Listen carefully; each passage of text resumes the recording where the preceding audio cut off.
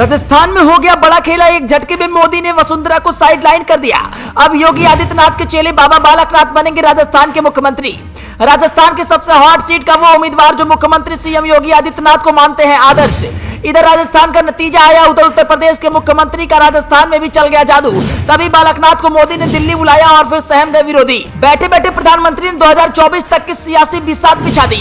खबर बड़ी रोचक है, पूरा सुनिएगा। राजस्थान में होने वाला है वो जो 2024 पर सीधा सीधा असर डालेगा। जी तो सवाल ये है कि राजस्थान में क्या योगी आदित्यनाथ पार्ट 2 हो सकता है? क्या योगी आदित्यनाथ के चेले बाबा बालकनाथ को यूपी के पड़ोसी राज्य राजस्थान का मुख्यमंत्री बनाया जा सकता है? खबर छप रही है कि नतीजा आने के बाद बाबा बालकनाथ को प्रधानमंत्री मोदी ने खास तौर से दिल्ली बुलाया है। कुछ कह रहे हैं कि अलवर से सांसद बाबा बालकनाथ को जब अलवर की तिजारा विधानसभा सीट से उम्मीदवार घोषित किया गया था तभी सब तय हो गया था कि राजस्थान के अगले मुख्यमंत्री हो सकते हैं। बाबा बालकनाथ मुख्यमंत्री होंगे या उप मुख्यमंत्री, ये तो सिर्फ पीएम मोदी और अमित शाह ही जानते हैं। बाबा गोरखनाथ का नाथ संप्रदाय की गोरखपुर पीठ या गद्दी के जिस तरह से महंत हैं योगी आदित्यनाथ, उसी तरह रोहतक की पीठ या गद्दी के महंत बाबा बालकनाथ हैं। उनके गुरु बाबा चंद्रनाथ की मौत के बाद योगी आदित्यनाथ के कहने पर ही रोहतक पीठ का महंत बनाया गया था। बीजेपी ने बाबा बालकनाथ समेत 5 धर्म गुरुओं को इस बार चुनाव मैदान में उतारा था।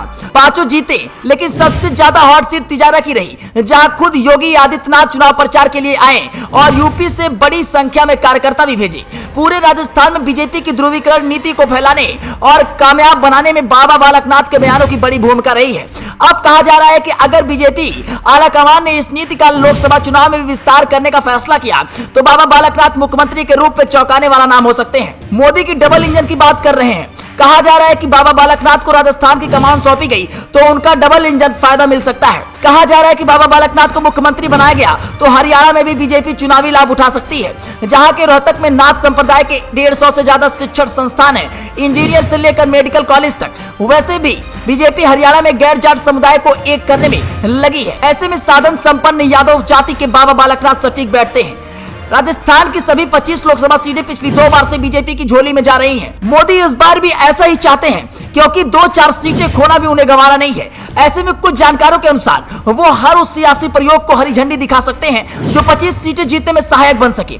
इस हिसाब से बाबा बालकनाथ खरे उतरते हैं। वैसे सियासी गलियारों में चर्चा है कि बीजेपी आलाकमान योगी आदित्यनाथ को सियासी रूप में समेटना चाहता है और इसलिए गुरु के साथ साथ चेले को बढ़ावा देने की सोच रहा है। ऐसे में सवाल उठता है कि क्या योगी आदित्यनाथ को यह कबूल होगा? कुछ का कहना है कि यूपी में संघ के कहने पर योगी को मुख्यमंत्री बनाया गया था, राजस्थान में भी संघ को कहने पर बाबा बालकनाथ का नाम आगे बढ़ रहा है।